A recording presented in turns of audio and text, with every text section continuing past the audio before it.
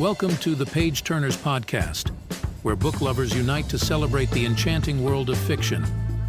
With your host, Paul A. Brooks. In each episode, we'll dive into the captivating realms of storytelling, exploring the pages that transport us to magical places and introduce us to unforgettable characters. In each episode, we'll embark on a creative expedition through the minds of seasoned and emerging writers to unravel the mysteries and unveil the passion that fuels their stories. Join us on this odyssey through the pages and pixels of imagination, where words become worlds and stories illuminate our lives.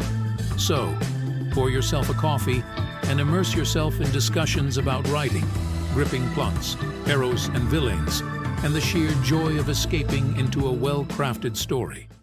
On today's show, I had the pleasure of speaking to Shreya Gupta, a senior book cover designer at Macmillan. Now, we talked about her background, her move from India to the United States, and how she managed to land a job with one of the 5 big publishing houses. Her talent and passion for illustration and cover design were obvious, which is why, along with working for Macmillan, she's worked for Google, Penguin Random House, Fast Company and Vox, among many others.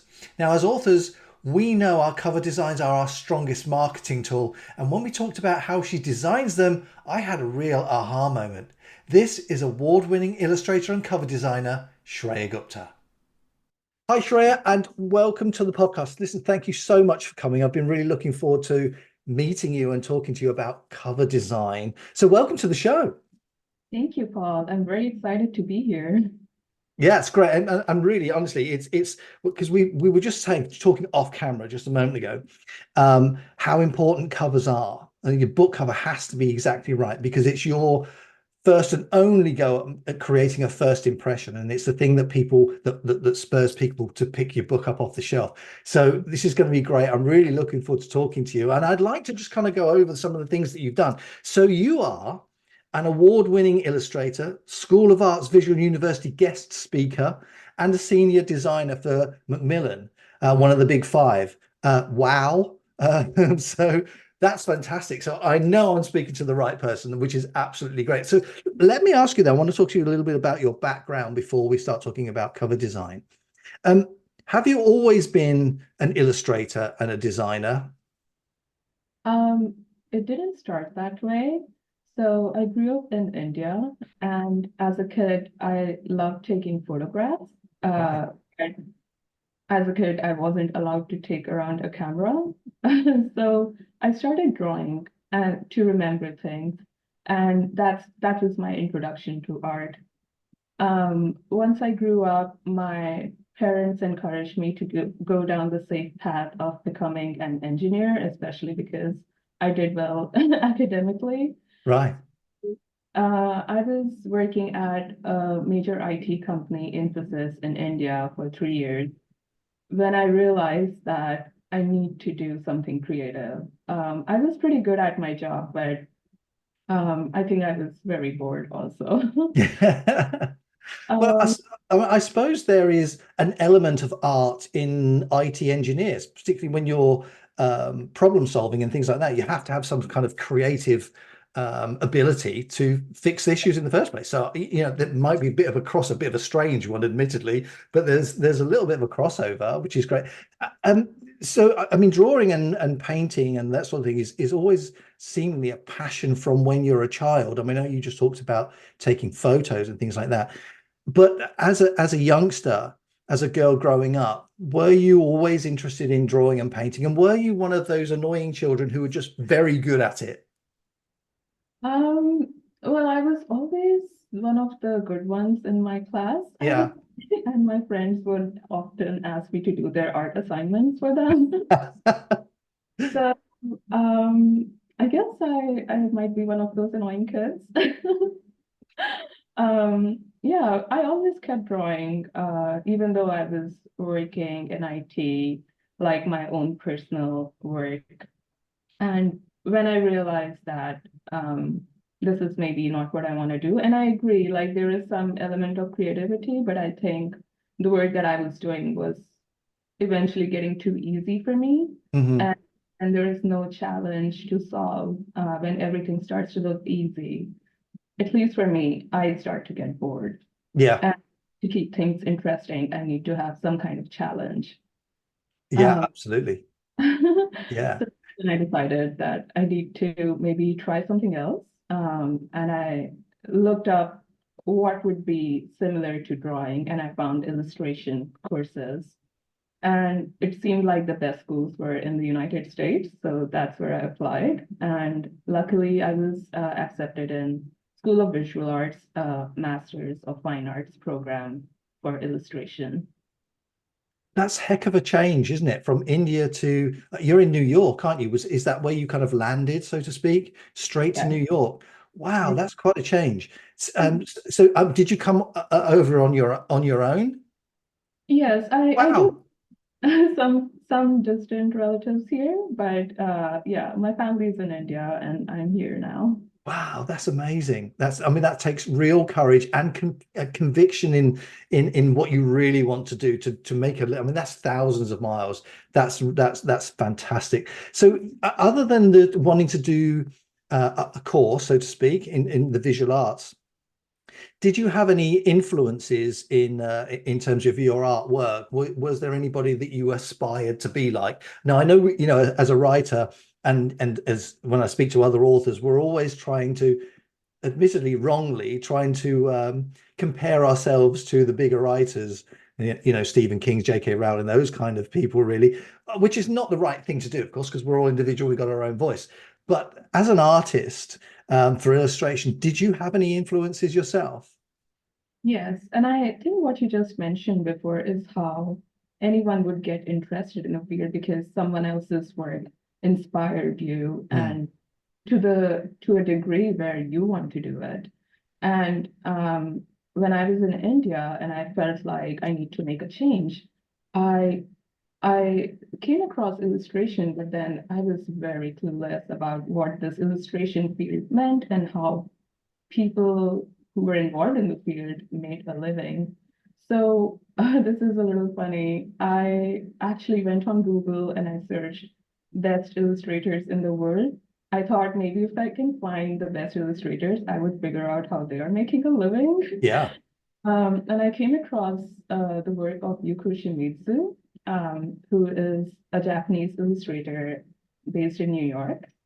And I was blown away by her work. It's the concepts and the execution is amazing. And I remember spending like 2 hours the first time I saw her work.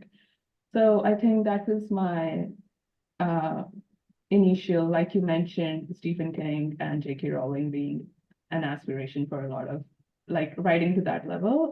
I think that Yuko Shimizu's work was for me. Hmm. And from there, then I found out more about what illustration is about. And then that is how I got interested in the field and started working towards it. Wow. So how did you then become a cover designer then from being an illustrator into working within the cover design industry and Macmillan? How did you go about doing that?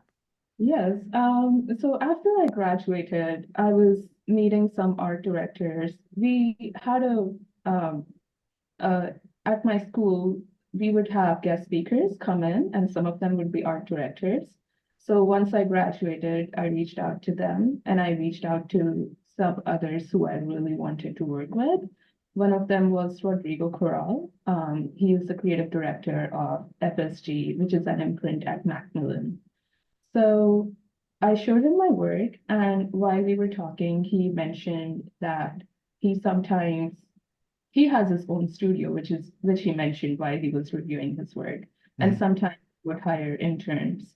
So we started talking about that, and I ended up working for him at his studio. And one of his projects were book cover design. And that was my first time illustrating and designing a cover. And I loved working with typography and I really enjoyed the process. So that is how I was introduced to book cover design. And after that, I started applying for jobs. And my first job was at Hachette Book Group as a designer. That's amazing. Again, that's testament to your bravery then, really, isn't it? Because, it's actually a very entrepreneurial spirit as well, isn't it? A lot of people are almost afraid to ask for things. In my background in online marketing, if you don't ask, you don't get. I mean, it's as simple as that. And it does take that nugget of bravery just to Mhm. reach out and say, look at this. This is me. Look what I can do. I can help you. That's absolutely wonderful. It's a great thing to do. So, it's really nice to speak to somebody else who's not afraid to ask. And that's the thing. I say to everybody, if you don't ask, you don't get. What's the worst that can happen? They just say no. Fair Yes. enough. And then you just move on. But that's absolutely fantastic. So let's talk about cover design then. So, I mean, really, your cover is, I suppose, one of your, if not the strongest marketing tool, isn't it, as an author? Particularly if you're an indie author, you pretty much have to do all the marketing and everything else yourself. So if you've got a great book cover, that Mhm. is, immediately something that draws an audience. And it also helps to attract the right audience as well, depending on the genre, I would say. And also, I think that if you've got a really good cover design, that it helps your author brand. It allows you to establish yourself, establish a brand as an author. Would you agree with that? Yeah, absolutely. I don't think you can go far wrong as long as you've got a really good cover. So let's talk about those. So what I'd like to do really, because I know you've got some covers that we're going to talk about and talk through and all that sort of thing, and I can't wait to see those. So that's going to be great. But essentially, uh, am I correct in saying that really a cover has three elements? You've got your front, and you've got the spine, and then the back. All three elements of those can have part of the artwork on them. And so I suppose that it's trying to make the best of that space without making it look cluttered and too busy. That's the kind of thing that is in my head when I'm looking for a cover. I'm looking for something that is um, easily recognizable, that tells the story without almost tells the story without me opening the book. So, um, what in your experience, let's take the front cover first of all. What should be on the front cover of a book? What elements should be there? Well, like you said, a cover is a visual introduction to the book, and that is the first contact for the reader. So, what should be on the cover is what represents the book in an intriguing, unique way, but also true to it. Um, and it could be typography, it could be the visuals, it could be the combination of both, Mhm. or it could be one of those elements combined together. And it should tell a story. So, do, So, so do you so if you let's take the visual side of it first of all, the image that goes on there. Do you when you're designing a cover image, do you use a stock image to start with, or do you design something completely from scratch, so totally bespoke, or do you do sort of a combination of all of them? I like designing covers which are dictated by the book itself. Okay. Um, for example, my cover process starts when I receive a brief and a manuscript, and the brief would generally have obviously the copy that goes on the cover. In very rare cases, it's just a visual, Hmm. but rare. And I will also receive what's the body of this bookshelf, and by that I mean where this book sits in the market, like what are the other books of this in this genre, Yeah. or who are going to be the readers of this book. Um, and then I will also sometimes receive some guiding images, either from the editor or from the author or from both, because they have some expectations and they're hoping to see cover a certain way. So I take all of those parameters into consideration when I'm working on a book.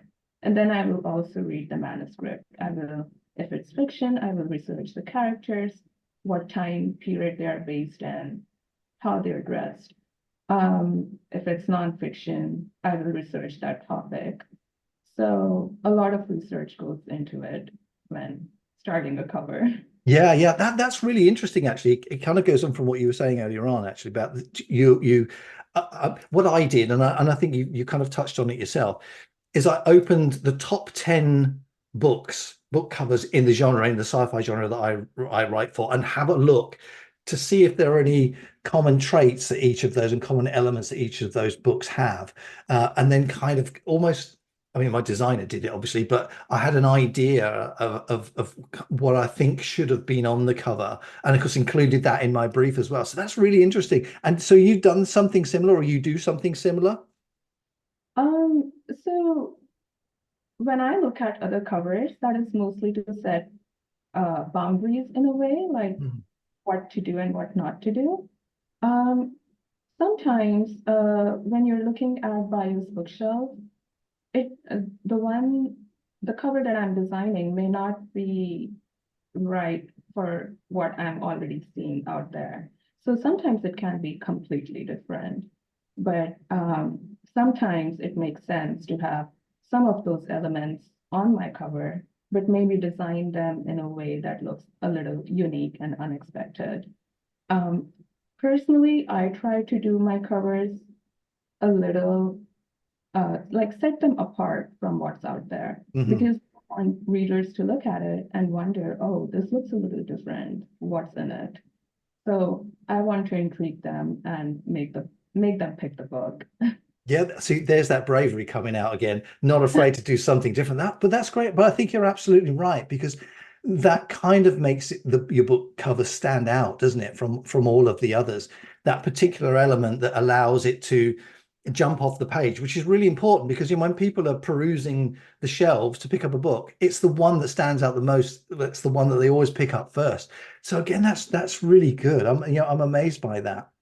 So do you start with um, the image, or do you start with the typography and the typeface and the font and all of that sort of stuff? Where do you start?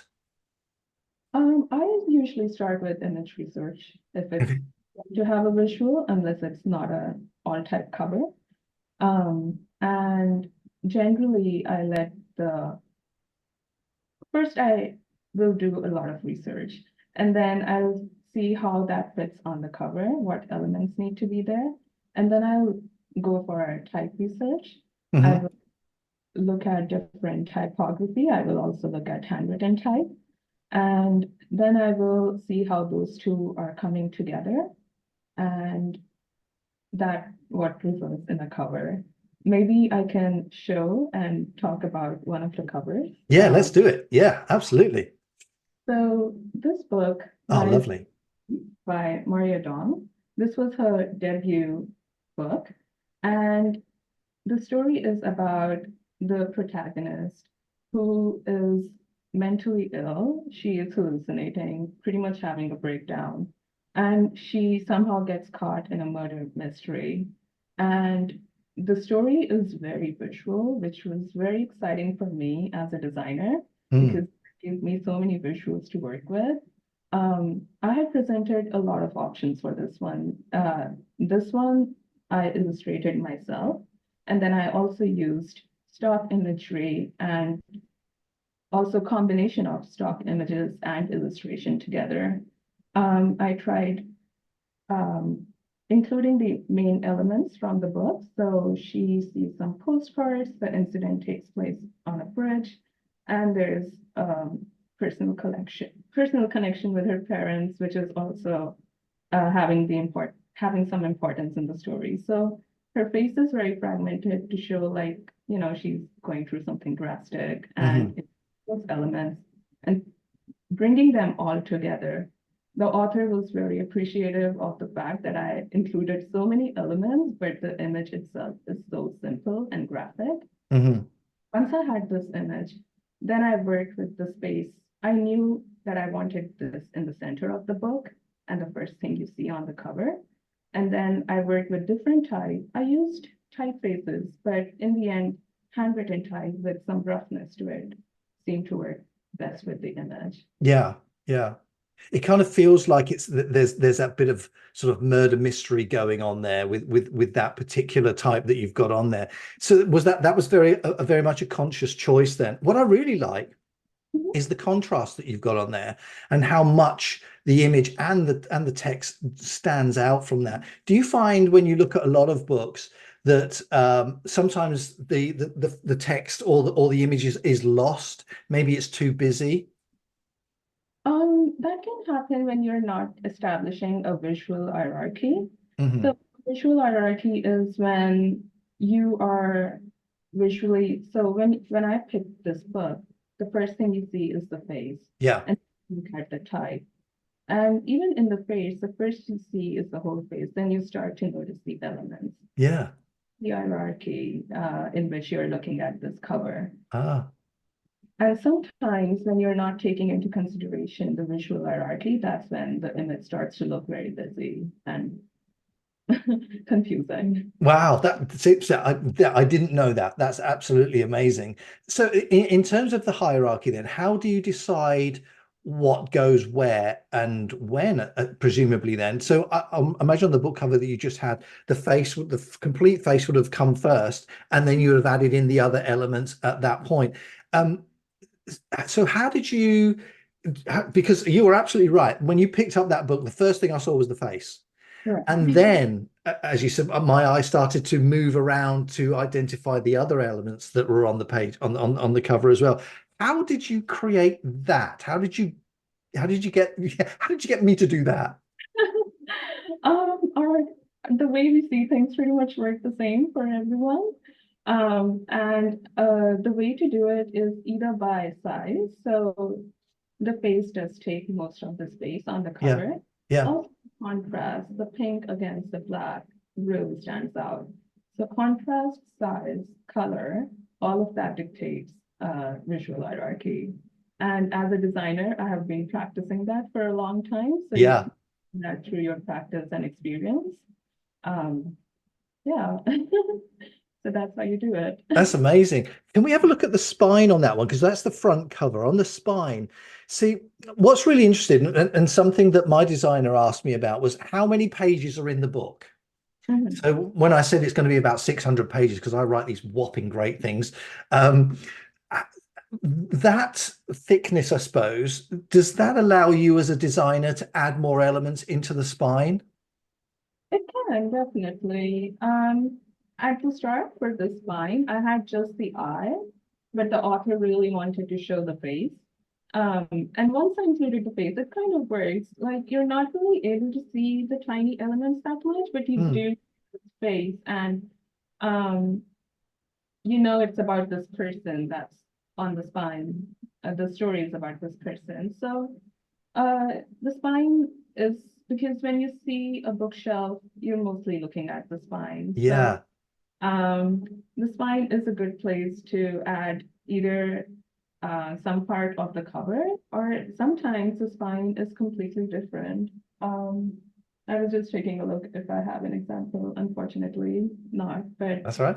um, sometimes you can add additional elements in the spine to add to the storytelling of the cover. Okay. So what, look, a different image to the one that's on the front? Yes, sometimes. Wow. Okay. Yeah, that's so again, I suppose that's absolutely true, isn't it? If the book is are stacked like this, so the spine's facing, it's really important that that spine stands out. And again, what I really liked is the contrast that you've got there between the really dark background and then the stark font that pops out from you, which is lovely. It's really nice to see. And sometimes I think, that kind of idea gets lost, but it's also it seems to me, looking at what you've done there, it seems very simple in as much that it's not cluttered and it's easy to read. Do you find that, and some of the books I've looked at, and particularly on the back cover now, the blurb that's written on there, if the Mhm. font for that isn't right, it's really hard to read. And of course, as a reader, the first thing I'll look at is the cover, then I'll pick it up, and then I'll want to know more about the book, and then I'll turn it over and read the blurb. And if I can't read it, the first thing that happens is it goes back on the shelf. So how do you decide the font that goes on the back? Well, in most cases, I will like to use a similar font to what's on the cover. Hmm. And everything is handwritten, but what you see is that there are no serifs like in the handwritten. So what I used for the blurb is a sans serif font. Right. So I personally like the type on the content, the copy to be very legible because like you said, if you can't read it, you're not going to put in the effort to try to read it. That's true. It's white, it's plain white, nothing fancy going on here. So the information is there. Yeah. But I think that's the case in point again, isn't it? It's that simplicity behind it, so that it does allow you to read exactly what's going on. So are there sort of recommended types of fonts, I should say, for specific genres? I'm thinking, looking at the font that you've got on the front of that book, that is a very particular font that almost is almost a visual in itself in telling me as the reader what that book is, what I'm likely to expect in the book, should we say. That's probably more to the point. So are there fonts that you would recommend for, say, sci-fi? So I would like to add first that I wrote this. It's Oh, not okay. Wow. front cover is handwritten by me. Wow. Okay. I wouldn't say that there are specific fonts for specific genres. For example, this book here, it's really warm fiction, a warm story about this woman who is trying to start her own museum and she wants Hmm. to curate it. Now, the font used here, I used it because I wanted this book, the cover, to have a little bit of a vintage element to it. Now this vintage element can also be used, sorry, vintage type can also be used for a historical book, but this is fiction. So how a type is used also also can make an impact on how the cover, the tone of the cover is perceived. Mm.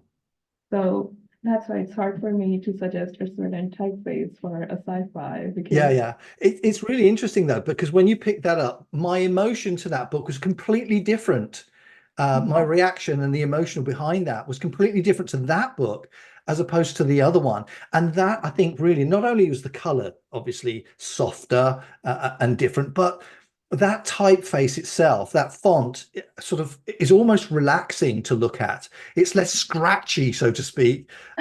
So I'm just wondering whether or not sci-fi to me suggests technology. It suggests the future advancement. So I can imagine that the typeface of the fonts will be very angular, very squared, very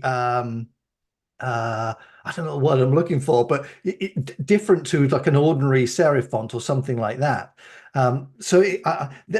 Is it true then that there would be the right or better fonts used depending on the genre that I mean, looking at those two very different genres, those fonts are very different.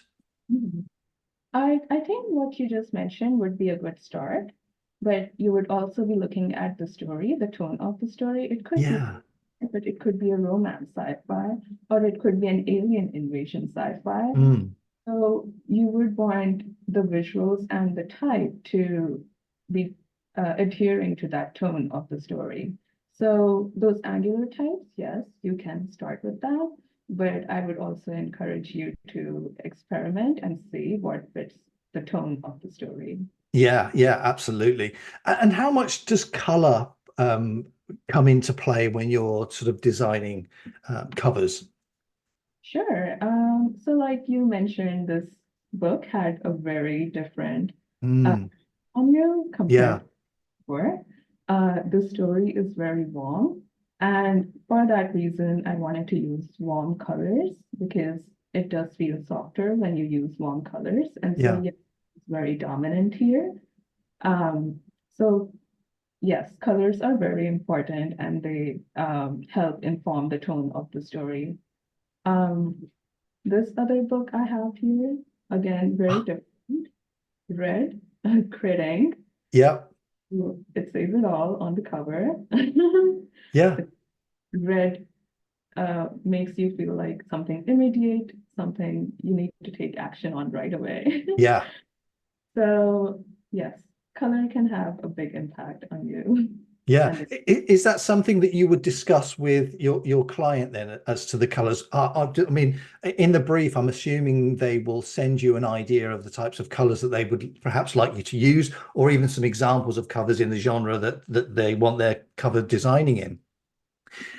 Do you go on? Sorry. I was going to say, do you find that sometimes if someone sends you a particular color, because as I said earlier, as a writer, I have an idea of what my cover should look like, and you kind of touched on it earlier on when you were talking about reading through the manuscript, getting ideas of the characters, how they're dressed, which is going to give you a period to work from, and all that sort of stuff. Do you find then that sometimes the color that the author wants is perhaps not quite right for how you see it? How do you see it differently to the writer? I like to be respectful of all of my collaborators, so I always take their thoughts into consideration. Yeah. If an author tells me they really love a cover, I will ask them what do they like about their cover. Is it the visuals? Is it the type? Is it the image itself? Obviously, the author knows we cannot copy a cover, so try to work with what they like about it. Yeah. Then that will help inform my decision into designing the cover. So do you read the entire manuscript? Because sometimes, I mean, for example, the person who designed my covers, he didn't need to read the entire manuscript. I gave him, I suppose, an overview of the story, which kind of gave him the flavor, the tone, really, if you like, which you talked about, for the kind of image that I wanted. But do you find it important to read the entire manuscript? I don't think it's absolutely necessary. For Library Motif, I did read the whole story because I found it very interesting. But a lot of times there is a limitation of time. I design 10 covers a season at my present job. Yeah. And a season spans for 4 months. So 10 covers in 4 months is a lot. So Yeah. Yeah. I start to read as much as I can, but I generally read as much enough to get the tone of the story and to find out what the important elements are. It's always helpful to get that information also from the author and the editor, and then I can take that into consideration while I'm coming up with my own ideas. I think what I mostly focus on how I can design the cover so it looks a little different from what's out and Yeah. adhering to the genre. Yeah. So I was going to ask about genres, really. So, do you get to choose which covers you design in which particular genre, or are you just given a brief and say, right, there you go, Shreya, that's what I want you to do? Does it work that way?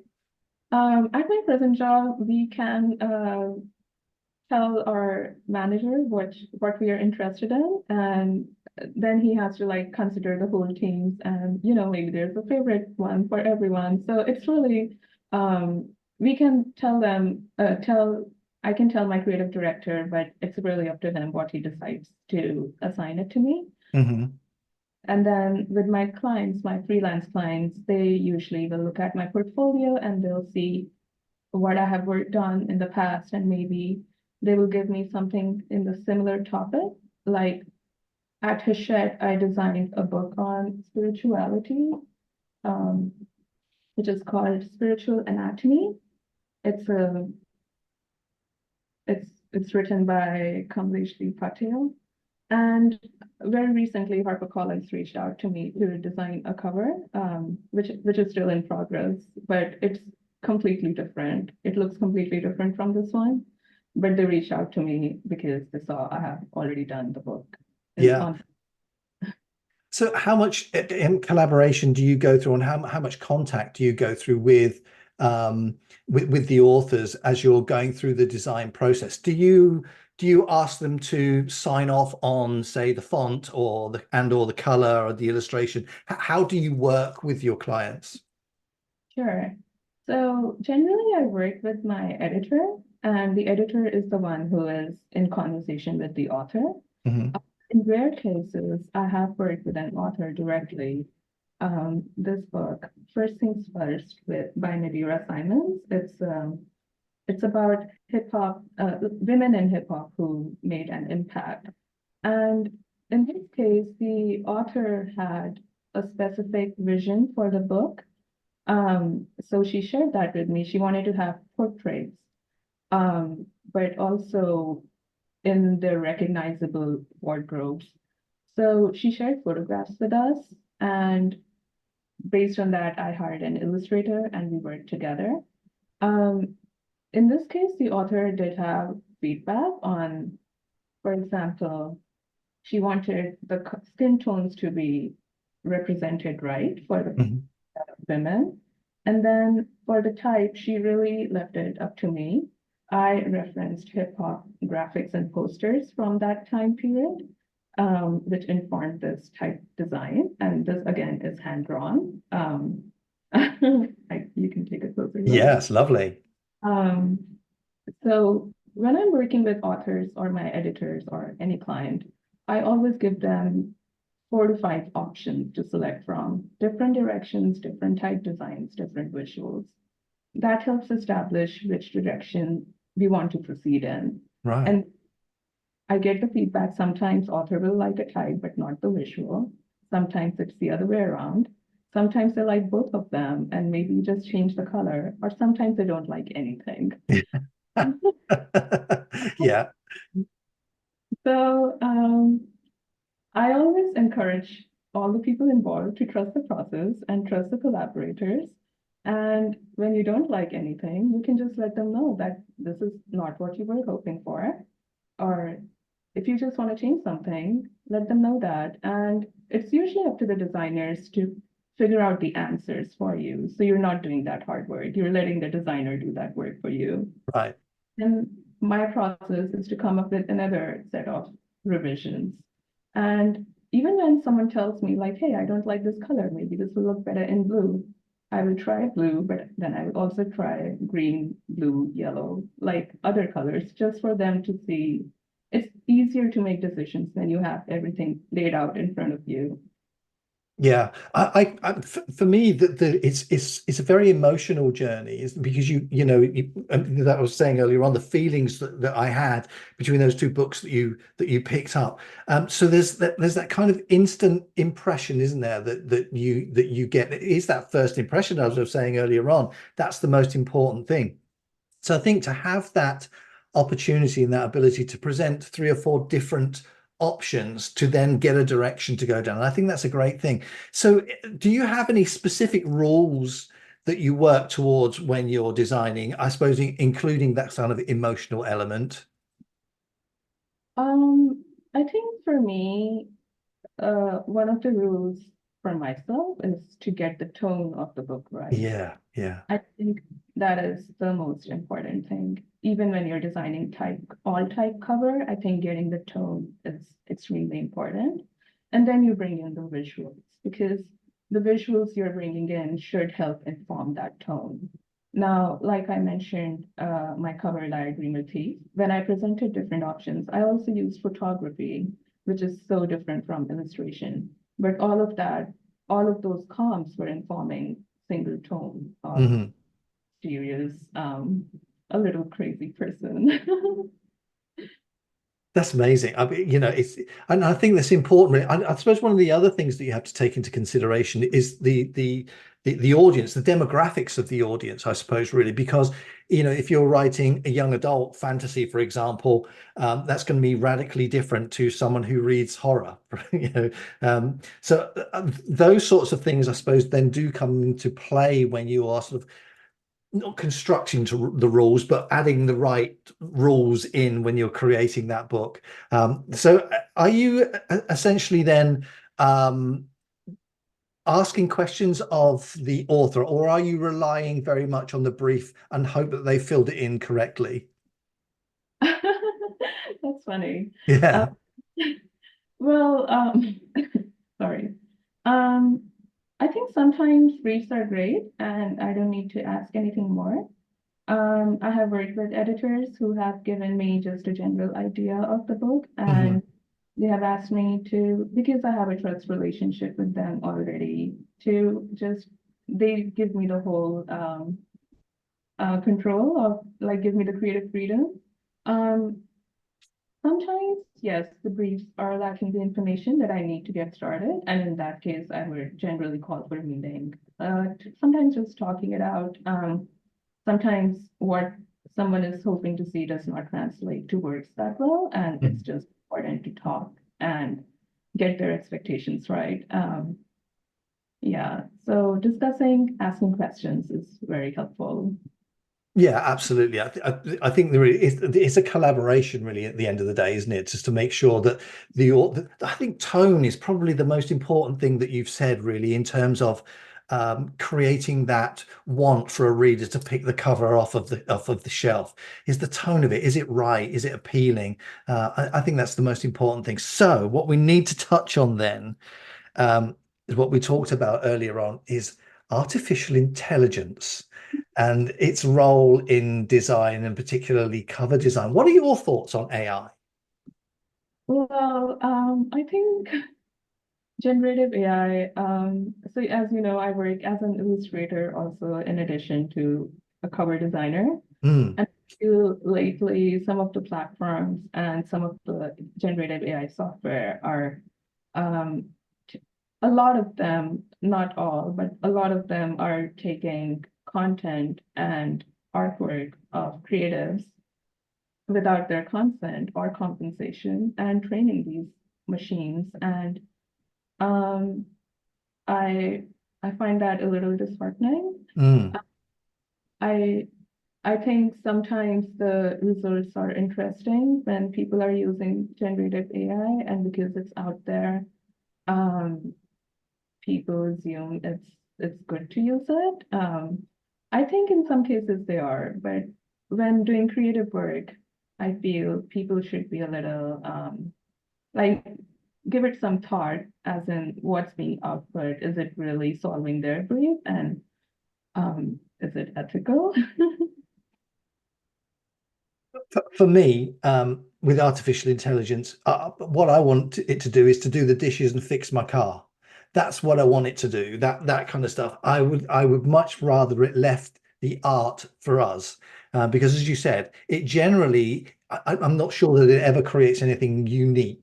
It just snatches elements and crowbars things together. And what's really interesting, actually, when I was talking to an author who uses AI, if she comes to a point where she's not quite sure where it's going and uses AI for the research, she has to fact check it. So even though it's come up with a whole list of things that should be right, a lot of them aren't. So AI is certainly not where it should be right now. So I think, for me, AI should be all about, as I say, fixing cars and doing the dishes and sort of the practical stuff that I don't want to do necessarily, and to leave the art stuff to us, which I think is absolutely vital that they do that. So, um, how can clients and people get in touch with you now at this point? Going through Macmillan, or I know you have your website. You got a contact form on your website, which I'll put the URL to in the description, by the way. There isn't a contact form. I just have my email ID listed. Okay. So those are the best way to get in touch with me. I'm also on Instagram. So Instagram DM are completely fine, although emails are really the best way to get in touch with me. Yeah, yeah. You're on Twitter as well, or X, as it's called now. Yeah, I think I have an account there, but maybe I should remove it because I honestly never log in. You know what? I'm the same. I mean, we do have an X stroke Twitter account, and I do upload the images for these podcasts that I do, but I don't really interact with it as much as I do on Instagram. Do you think that's because it's changed too much, or that it's lost a little bit of popularity? And essentially, because you're in a very visual medium, Instagram is better. I think it's got to do with being very visual. I think Twitter is popular with people who are like writers, editors, and oh, sorry, X. And Instagram is more popular with artists. Yeah, so I think that's the reason I have been using Instagram. Although now I have an account on Kara also, which is I don't know if you've heard of it. After Instagram changed their terms of use, a lot of artists have migrated to Cara. Right. Wow. No, I didn't know. Okay. That's interesting. So if you can leave me a link for that, then I can include that as well in the description so people can get in contact with you that way. So before I let you go, do you have a favorite cover that you've worked on? I think one of my favorites is this book, Folio Society's Interpreter of Maladies by Jhumpa Lahiri. Hmm. And this was a dream project for me. Folio Society, you might have heard of them. They publish collector's edition book of very well-known books. Yeah. Was a Pulitzer Prize winning book. And for this book, on this book, there is no title. There is no Wow. author name on the cover. It's only on the Be on spine. the spine. And the concept, so it's a collection of 9 short stories about immigrants from India who live in the US. Some of them, like a couple of stories, are about characters living in India, but most are about immigrants. So on the slipcase, I wanted to do something special because I wanted people to keep the slipcase and not toss it out. Yeah. So for this project, I started with the book cover. I read the foreword and it talked about how immigrants move to a completely new place and they somehow make a living despite all of their hardships.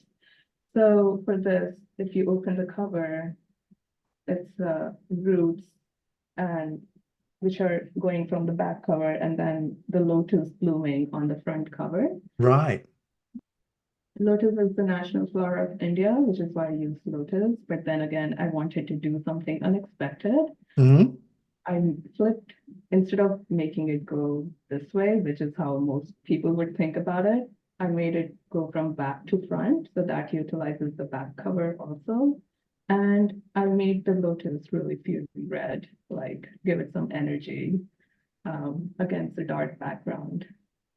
And even for the roots, I used an unexpected color of light blue. The stems, like most people, would do it green. Yeah. Yeah. And then for the cover, I wanted to create a contrast. For the slipcase, I wanted to create a contrast with the color of the cover. So I went with orange. And on the slipcase, you see small spot illustrations, and these spot illustrations are representative of the 9 short stories. So there are 4 on one side and 5 on this side. And this book accompanies 7 illustrations, interior. Jhumpa Lahiri signed it for me, which was a big honor. Lovely. Yeah. Uh, Yeah. there are 7 illustrations. This is the opening illustration. So this was one of my dream projects. I bet. I Very bet. Yeah, that's really lovely. I love the minimalist. Oh, it's almost minimalist, isn't it? From on the book cover itself, from the back to the front, with no writing on it at all. It's really nice. It's really evocative. It creates that curiosity to want to understand what the book's about. That's lovely. And I think those images, the small images on the cover, really sort of bring home what you were talking about before, and as much that illustration, small as it may be, it really demonstrates what the reader can expect inside the book. That's absolutely fantastic to do that. So listen, thank you so much for coming on the show today. I've learned a lot just listening to you, which is really great. So again, thank you so much for coming on the show. And illustrations wise, before I let you go, actually, I want to talk to you a little bit about your illustrations. So, because you did some inside the book there, actually. So, is that something that you do as part and parcel of your job or, with Macmillan, or and as a freelancer, you would take on commissions to do illustrations? Yes, I do that all the time. I have also illustrated picture books. Ah, wow. Okay. Yes, so I do take that as part. It depends on, the budget. Like Yeah. if his illustration is a big ask, it takes a lot more effort to do an illustration as opposed to using stock photography or Yeah. an illustration. So it depends on the budget and the project. For example, when I hired the illustrator for first things first.